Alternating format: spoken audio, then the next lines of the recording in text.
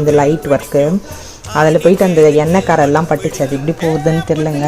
3 மணிக்கு குண்டான நாங்கள் வந்து வாஷ் அவுட் பண்ணி முடிச்சிட்டோம்.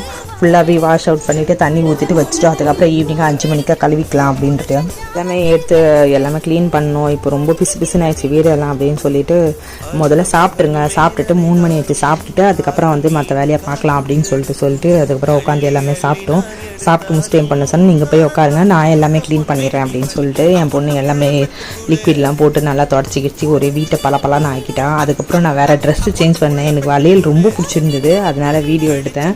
இந்த வளையல் ஒரு இது ட்ரெண்டிங்லேயே இருந்தது. அந்த டைம்லலாம் போடாமல் நான் இந்த டைமில் போட்டு காட்டிகிட்டு இருக்கேன்.